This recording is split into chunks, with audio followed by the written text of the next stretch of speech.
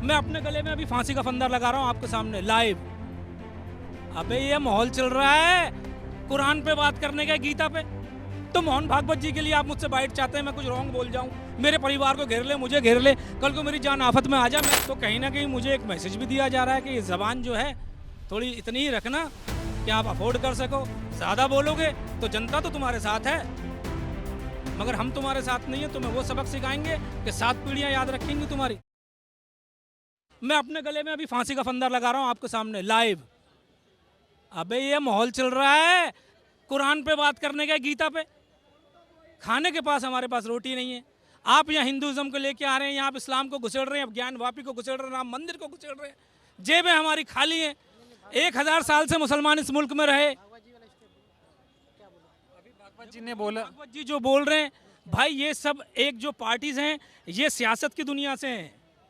ये freelance parties नहीं है जो चांदनी चौक में लंगर लगा के ये कहते हैं कि आ जाओ भाई, यहाँ कोई धर्म नहीं है, ये गुरुद्वारा जो है, यहाँ खाना खाओ और निकलते रहो, अपना धर्म मत बताओ। लेकिन यहाँ तो पहले धर्म की बात है, फिर सारी बातें हैं। तो मोहन भागवत जी के लिए आप मुझसे बाइट चाहते हैं, मैं कुछ रॉन्ग बोल जाऊं, मेरे परिवार को घेर ले, मुझे घेर ले, कल को मेरी जान आफत में आ जाए। मैं तो एक कॉमन नहीं अब आप कह रहे थे सवाल नहीं, मेरे पास सवाल है ना, बोलिए ना। आपको ये क्यों लग रहा है कि इस देश का जो मुस्लिम वर्ग है वो डर रहा है, क्यों लग रहा है? देखो, मुझे डर यूँ लगता है कि बराबर में मेरा, अब मैं पाकिस्तान को भी ले आता हूँ क्योंकि बहुत सख्त ज़रूरत है इस मोमेंट पे, क्योंकि बात तो पत्रकार की तभी बनती है जब पाकिस्तान आए, तो उसे भी ले आता हूँ मेरे भाई को थोड़ा सा। तो डेट ये बिलीव है कि 15 मई तक हमारा पाकिस्तान बर्बाद हो जाएगा। सीधी मुद्दे की बात करते हैं। अबे पाकिस्तान अगर बर्बाद होगा तो हमें क्या फ़ायदा है, कोई मुझे ये बताए। लो मीडिया की बात करता हूँ, इतनी देर से टाइम वेस्ट क्यों करूँ, क्योंकि जनता तो पाकिस्तान के बिना तो खाना हजम नहीं होता। तो वहीं से स्टार्ट। मैं आपकी बात करना चाहता हूँ। मैंने आपसे सवाल पूछा, देश का मुसलमान आज इन 7-8 सालों में उसको ये क्यों महसूस हो रहा है कि बहुत डरा हुआ है, वो कुछ बोल नहीं सकता, उसको बोलने की आज़ादी नहीं है? जवाब दीजिए। नहीं, मैं बताता हूँ यार। देखो, अच्छी बात यह है कि यहाँ सब हिंदू भाई खड़े हुए हैं। मैं मुसलमानों से रोटी नहीं खाता, मुसलमानों के, मेरे घर में रोटी हिंदू भाई के यहाँ से आती है। तो जो ईमानदार मुसलमान है वो कभी हिंदू की बुराई नहीं कर सकता। जैसे मेरे पापा होम मिनिस्ट्री में थे, जहाँ मैं रहता था वहाँ IB के, इंटेलिजेंस के, रॉ के सारे लोग रहते थे। मैं उनकी गोदों में खेल के बड़ा हुआ हूँ। मेरी बेखौफी इसलिए है कि मैं पढ़ लिख के आ गया, मुझे किसी का डर नहीं है, क्योंकि मैं किसी के ना खिलाफ बोल रहा हूँ, जो बात सच है वो बोल रहा हूँ। हाँ, कोई आगे भाई आपको किसने ये राइट दिया कि आप पॉलिटिकल व्यूज़ टीवी पे आके अपने दें, राजनेता तो वही बन सकता है जिसका बाप राजनेता हो। अब मुसलमान डरा हुआ क्यों था, उस सवाल पे आता हूँ। अब मेरी ईमानदारी देखना आप, कि जब मैं लंदन गया तो मुझे कुछ पाकिस्तानी भी मिले, तो उन्होंने जाते ही मुझसे एक सवाल पूछा कि भाई अब तुम्हारे हालात क्या हैं हिंदुस्तान में, और मोदी ने तो बड़ा गुजरात में आपको गुलाब के फूल दिए थे। मैंने कहा डायरेक्ट आते ही इसने सवाल पाकिस्तानी ढंग का पूछा, तो मुझे क्या रिस्पॉन्स देना चाहिए।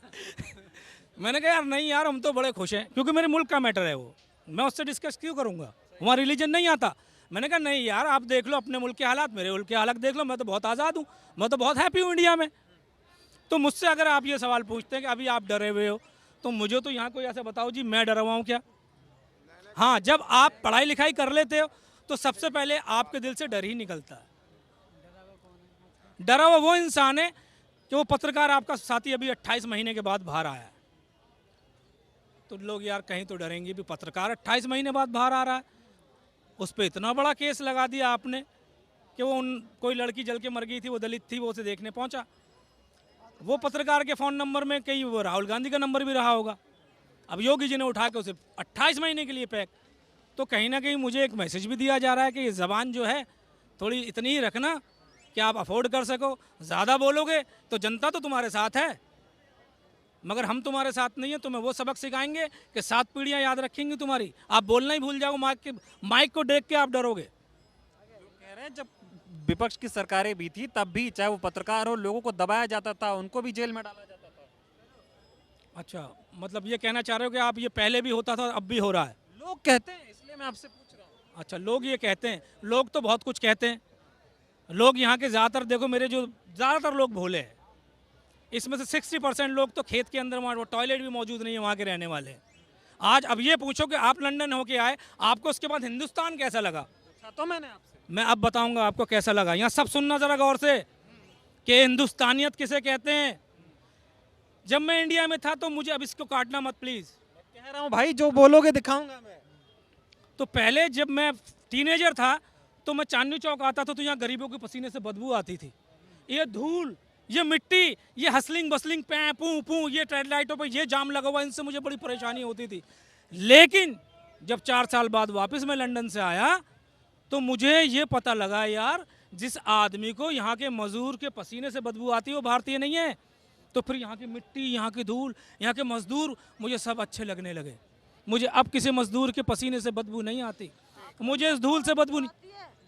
अब उन्हें ये भारतीय ही था तो समझनी है। अभी आप महंगाई बेरोजगारी पे सवाल खड़े कर रहे थे। महंगाई बेरोजगारी पे जब सवाल किया जाता है ना तो लोग बोलते हैं आप विपक्ष वाले हैं, आप अगेंस्ट वाले हैं।